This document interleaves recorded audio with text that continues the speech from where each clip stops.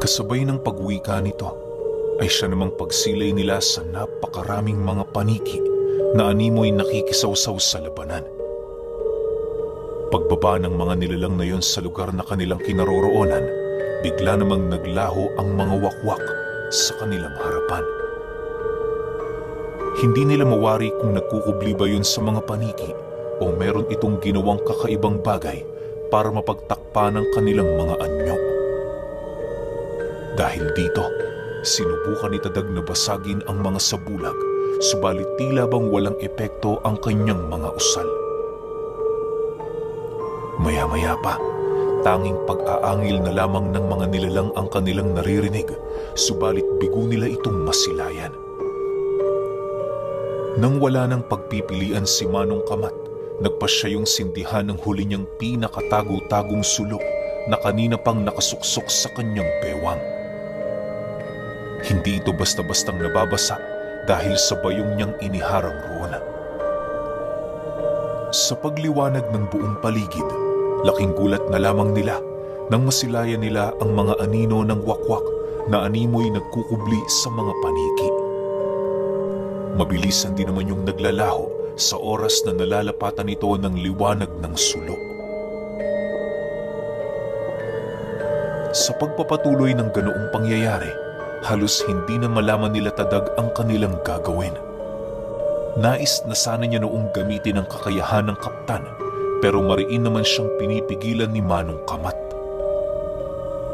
Ayon sa matanda, hindi niya basta-bastang magagamit ang kakayahan nito, lalo pat wala silang ideya kung ano ang maaaring gawin ng mga nilalang na yon. Sa lalim kasi ng aral na tinatangan ng kanilang kalaban, hindi malabong may alam ito pagdating sa pagseselyo ng mga gabay at engkanto. Matapos namang marinig ni Tadag ang sinabi ng matanda, sinubukan niyang gumamit ng ibang pamamaraan ng pakikipaglaban. Ang ginawa niya, walang habas na paghataw sa paligid ng kanyang latigo sa pagbabakasakaling magagawa niyang matamaan ang mga nagkukubling nilalang. Habang ginagawa niya ito, dahan-dahan namang umuusad ang kanilang grupo. Yung mga tauhan niyang may dalang pananggalangang nagsisilbi nilang depensa upang hindi sila basta-bastang mapasok ng mga nilalang. Dahil sa ginagawa ng kanilang grupo, kung kaya't patuloy namang nagpupumilit ang mga wakwak na sirain ang kanilang hanay na kasalukuyang umuusad papalapit sa pugad nito. Ang tanging nararamdaman lang noon ng tauhan ni Tadag, animoy merong bumabangga sa kanila kahit wala naman sila roong nakikita. May mga pagkakataon ding pilit hinuhugot ang kanilang mga pananggalang, subalit nagagawa nila yung mapigilan. Dagdag alalahanin din para sa kanila ang napakadilim na paligid, gawa ng tuluyan na ding namatay ang sulong pinanghahawakan ni Manong Kamat. Isipin ninyo, nasa gitna sila noon ng nyugan, 10 oras ng gabi at napapalibutan ng mga aswang. Hindi rin gaanong maliwanag ang buwan, gawa ng umuulan. Maraming ulap ang nakatakip dito, kaya tsambahan kung lumiwanag. Nang hindi na maatim ni Tadag ang mga nangyayari, doon na siya tuluyang nagpasya na gamitin ang kakayahan ng kanyang gabay. Bagaman maraming tumutol, napilitan na itong si Tadag, lalo pat nararamdaman na niya na masusukol na sila. Tadag, makinig ka. Papaano kung makuha nila ang kakayahan mo? Hindi ba dapat magiging dagdag pasyanin lang ito para sa ating grupo? Huwag kang magpadalos-dalos. Hindi natin alam kung ano ang kanilang kakayahan. Wika ni Manong Kamat, pagsilay nito sa kanyang unti-unting inilalapat ang kanyang latigo sa kanyang singsing. Nang marinig naman ni Tadag ang sinabi nito, napangisi lang naman siya habang sumasagot dito ng, "Maghunos dili ka, Manong Kamat. Hindi ako nagpapadalos-dalos. Sadyang nabasa ko na kung hanggang saan lang ang kakayahan ng uri nila. Manood ka." Matapos itong ilahad ni Tadag, agad naman niyang tinawag sa kanyang isipan ng kaptan. Pagpasok nito sa kanyang katawan, buong puwersa naman niyang pinakawala ng kanyang latigo sa paligid. Kung titingnan, ordinaryong latigo lang ito pero tila bang meron yung tinatamaan sa napakaraming paniking nagliliparan sa kanilang paligid. Makalipas lamang ang ilang minuto, nasilayan nila ang pagsibagsakan ng mga wakwak na umuusok. Halos manghina ang mga ito matapos nitong lumitaw sa kanilang harapan. Habang patuloy nila itong pinagmamasdan, doon nila napag-alaman na meron pala itong ginawang ritual para magsakatuparan ng kanilang pagkukubli. Maya-maya pa, paisa-isa na ding nagsilantaran ang iba pa nitong mga kasama, hudyat na tuluyan ng nagwakas ang bisa ng sabulag nila. Pagsilay ni Tadag sa pinuno ng mga wakwak, laking gulat na lamang nito nang bigla siyang maglaho sa kanyang kinatatayuan. Kisap mata lang noon ang pagitan nang bigla siyang lumitaw sa kinaroroonan nito na nagwiwika ng, "Tapos na ang maliligayang araw mo." Matapos niyang makapagwika, walang pag-aalangan naman niyang niyakap ang matanda habang paulit-ulit itong pinag-uundayan ng saksak gamit ang kanyang punyal. Sinubukan pa nitong kumawala mula sa kanyang pagkakahawak pero huli na ang lahat. Ang tanging nagawa na lamang ng nilalang na yon ay mapadilat habang naghihintay ng kanyang huling sandali. Hindi naglaon, bigla na lamang itong nangisay hanggang sa unti-unti nang maagnas ang buong katawan nito. Sa pag-alis ng kamay roon ni Tadag, agad din naman siyang nawala sa kinaroroonan ng matanda. Kisap mata lang din noon ang naging pagitan nang mapansin ng mga nilalang ang pagkamatay ng pinuno ng kanilang pangkat. Sa muling paglitaw ni Tadag sa kinaroroonan ng kanyang grupo, laking gulat na lamang ni Manong Kamat nang mapagtanto niyang biglang dumalawa ang anyo nito. Akala niya namamalikmata lang siya, pero kitang-kita niya ang isa pang katauhan ni Tadag. Dahil sa pangyayaring yon, agad naman niya yung nilapitan para makausap. Tadag, sabihin mo, totoo ba ang mga nakikita ko? Seryosong tanong ni Manong Kamat kay Tadag.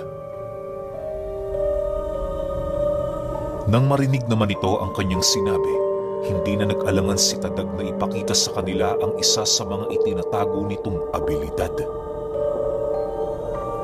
Sa paglitaw ng isa pa nitong kaanyuan, halos magimbal naman ang kanyang mga tauhan dahil sa gulat.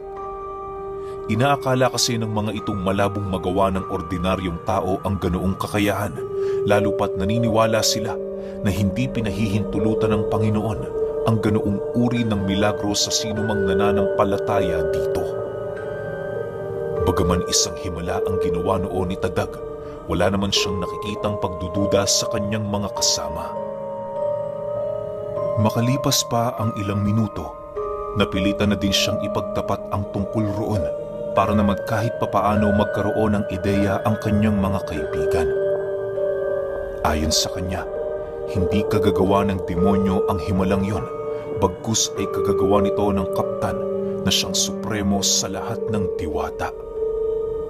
Naniniwala si Tadag na kapag ganoon ang gabay ng isang nilalang, makakamit nito ang mga karunungang bibihira lamang mataglay ng mga mortal. Isa lamang yun sa mga alas na ibinubunyag niya lamang sa oras na wala na siyang pagpipilian. Mariin niya ding inilahad sa kanyang kasama na matagal niya nang natutunan ang tungkol sa abilidad na yun. Dagdag pa niya na ang wangis niyang nasilayan ng mga ito ang representasyon ng anyo ng kaptan. Di hamak na mas malakas yun sa kanya, gawa ng binubuo ito ng espiritual na anyo ng diwata. Matapos naman itong marinig nila Manong Kamat, doon na nila tuluyang naunawaan ang mga nangyayari. Maya-maya pa, pagsilay nila sa mga wakwak na dahan-dahan ang lumalapit sa kinaroroonan nila, agad naman silang nagsipaghanda. Nang mapagtanto nilang purong galit na ang nangingibabaw sa katawan ng mga ito, nagdesisyon ang kanilang grupo na makipagsabayan na sa kanilang mga kalaban. Pagsugod nila Manong Kamat kasama ang mga tauhan ni Tadag, agad din namang naglaho ang isa pa niyang anyo na siya namang dali-daling lumitaw sa sumunod na pinuno ng mga wakwak. Ang pangunahing pakay noon ng kaptan ay ang pinuno ng kanilang mga kalaban. Halos ilang minuto lang din noon ang dumaan nang maramdaman nilang pilay na ang grupo ng mga nilalang. Bagaman nang hihina na ang puwersa nito, sinubukan pa rin itong makipagsabayan sa kanila hanggang sa hindi naglaon ay tuluyan na nila yung nalipol. Sa pagbalik ng katahimikan sa paligid, labis naman ang sayang naramdaman nila Tadag nang masipat nilang nasa maayos na kalagayan ang bawat isa sa kanila. Ni isa sa mga ito, walang nagtamo ng malulubhang pinsala dahil sa pagsunod nito sa kanilang mga plano. Makalipas pa ang ilang minuto, minabuti na nilang bumalik sa lupain ni Tadag upang pag-usapan ang mga susunod na hakbang ng kanilang grupo. Habang binabagtas nila ang daan, mariin namang inilahad ni Manong Kamat ang tungkol sa panganib na kanilang mararanasan sa susunod pang digmaan. Masyadong mapanganib ang magkamit ng ganitong tagumpay sa unang pakikidigma. Naway sa mga susunod pa nating pakikipaglaban, huwag niyong ibababa ang inyong mga depensa. Iwasan niyo ding magpakakampante at palaging sumunod sa napagkasundo ang plano. Maniwala kayo, marami na akong pinagdaan ng ganito. Dahil din sa paglasap ng unang panalo, marami ng mga antingero ang nagbuwis ng buhay. Wika ni Manong Kamat. Nang marinig naman yon ng mga tauhan ni Tadag, agad din naman itong sumang-ayon sa kanyang sinabi. Nangako din yun sa kanya, hindi sila magpapakakampante lalo na't kung mapanganib ang kahaharapin nila. Dagdag pa ng iilan sa mga ito, hindi sila gagawa ng hakbang na maaaring magbigay ng kalungkutan sa kanilang pangkat. Matapos ang kanilang pag-uusap, labis naman ang pagpapasalamat ni Manong Kamat, gawa ng kahit papaano, naiintindihan ng mga ito ang kanyang nais ipahiwatig. Sa pagdating nila sa tahanan ni Tadag, hindi pa man sila nakakapagpahinga. Doon na nila pinag-usapan ang tungkol sa nalalapit na pagdating ng mga susunod nilang kalaban. Naniniwala ang kanilang grupo, hindi maglalaon malalaman na din ng lahi ng mga wakwak ang tungkol sa nangyari sa mga tauhan nilang ipinadala sa baryo. Inaasahan na din nilang marami-rami ang mga nilalang na ipapadala ng mga ito sa kadahilan ng maaaring alam na ng kanilang mga kalaban ang tungkol sa kanila. Sa pagpapatuloy ng kanilang pag-uusap, doon nila napag-alaman ang istorya sa likod ng pamamayagpag ng angka ng mga wakwak. Ayon kay Manong Kamat, 10 taon na ang nakakaraan, hindi pa gaanong kilala at umuusbong ang angka ng mga ito. Nagbago lamang ang pangyayaring yon noong merong nakilala ang pinuno ng mga wakwak na isang kuba. Ang kubang yon ang minsang nanilbihan sa dating amo ni Tadag at ang kumuha ng kalahati ng bertud ng agaras. Maaaring ginamit nito ang bertud upang palakasin ang bawat miyembro ng angkang pinasukan nito. Naniniwala din si Manong Kamat, hindi titigil ang kubang yon hanggang hindi niya napapasakamay ang kalahati pa ng bertud. Marahil ay isa din yun sa dahilan ng mga wakwak kung bakit patuloy silang nagpupumilit na manalasa sa baryo. Dagdag pa nito na paniguradong isa din ang pangkat ni Teniente Gimo sa napakaraming mga nilalang na nalinlang ng kuba.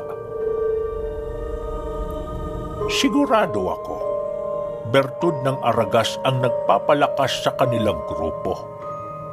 Marami na kaming naging kumprontasyon sa angka ng mga wakwak, pero hindi katulad ng ganito. Madalas ko silang pahirapan, kung kaya't kahit sumasapit ang kanilang anihan dito sa ating lugar, wala gaanong nabibiktima. Hindi rin totoo na marami sa mga albularyong nandirito ang napapatay nila. Noong una, dinuduraan lang namin sila eh. Wika ni Manong Kamat. Nang marinig naman ni Tadag ang sinabi nito, doon niya tuluyang napagtanto na planado na ng Kuba ang kasalukuyang nangyayari sa kanilang lugar. May kutob din siyang maaaring maging triple ang lakas ng mga nilalang na susunod na bibisita sa kanilang lugar dahil sa kakayahan ng bertud na yon. Bilang dati kasing nagmamay-ari ng bertud ng Agaras, alam niya kung ano ang iilan sa mga abilidad nito. Bagaman pangunahing pagkain ng bertud ang mga aswang, nasisiguro niyang meron itong kakayahan para palakasin ang anumang mga nilalang na nasa panig ng kaliwa. May kutob din siya na sa tamang karunungan at usal, hindi malabong maisakatuparan ang ganoong hangarin.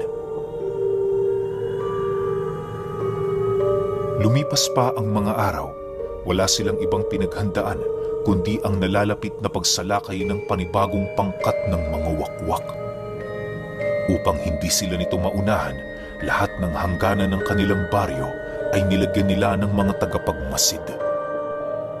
Sinisigurado din nilang may mga pangontra ang bawat bahay na naroon upang hindi yun mapasok ng mga nilalang.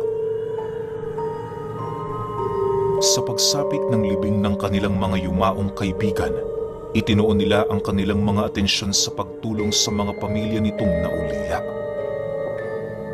Sinigurado din nilang hindi mapapasok ng mga balbal ang nicho ng mga ito nang sa gayoy malayang makatawid sa kabilang buhay ang kanilang mga kaluluwa.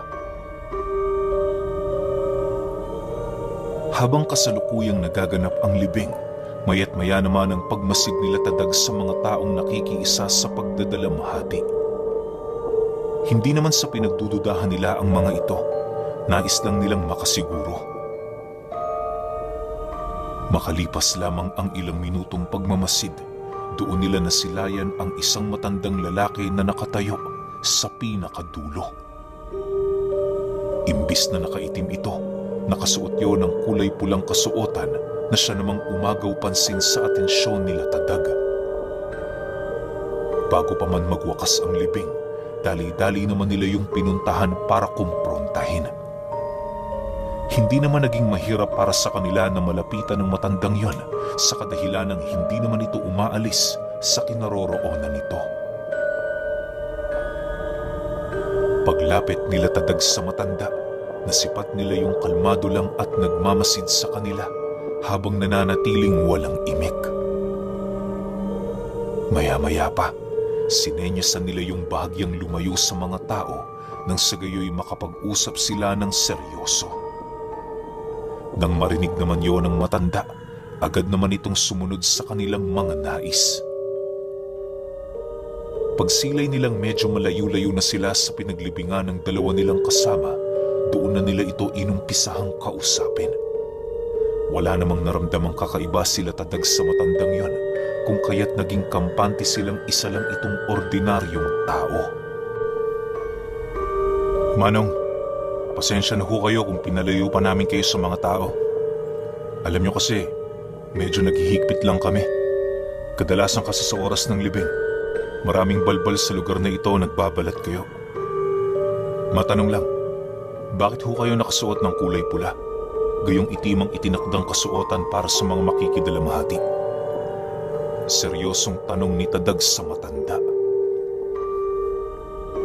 Nang marinig naman ng matanda ang kanyang sinabi, agad din naman itong sumagot sa kanya ng, Pula ang sinuot ko bilang pagpapakita ng kanilang katapangan. Alam kong mga antingero sila, kaya kahit malayo pa ang aking pinanggalingan, nagpumilit akong makidalo. Pasensya na kayo mga kaibigan, hindi ko kayo naabisuhan sa aking pagdating. Alam mo kasi, masyado nang mapanganib ang panahong ito para sa mga katulad natin. Alam nyo ba, walang patidang pagsasalakay ng mga wakwak sa baryong susunod dito sa inyo. Marami na sa kanilang humihingi ng tulong sapagkat karamihan sa kanilang mga kabataan naglalako na lamang ng walang kahit na anong iniiwang bakas. Ang mga albularyo nagpoprotekta sa lugar na yon. Aminado ng nahihirapan dahil gabi-gabi na lang ang pagsulputan ng kanilang mga kalaban. Dagdag pa ng matanda, kasabay ng kanyang pagdalo ay ang pagbibigay babala din niya sa pangkat ng mga antingerong naroon sa baryo. Mariin itong inilahad ang unti-unting paghina ng mga albularyo sa kanilang lugar. Nakakabahala ang sitwasyong yon, lalo pat ramdam na nila ang pangingibabaw ng kasamaan sa lupa. Sa pagpapatuloy ng kanilang pag-uusap, doon na pag-alaman nila Tadag ang dami ng mga albularyong napaslang ng mga wakwak. Bagaman istorya lang ito ng matanda, malakas ang kutob nila na yon ay totoo. Dahil sa mga bagay na sinabi nito, hindi naman nila maiwasang mabahala para sa kanilang mga kaligtasan. Alam naman nilang malakas ang kanilang grupo pero papaano na lang kung pagtulungan na sila ng buong puwersa ng kanilang mga kalaban? Kahit anong lakas pa ang tinatangan ng kaptan, babagsak at babagsak pa rin ito kung hindi na mabilang ang mga demonyong magtutulong-tulong. Matapos itong mapag-alaman ni Tadag, nagpasalamat naman siya sa matanda sa balitang ibinahagi nito sa kanila.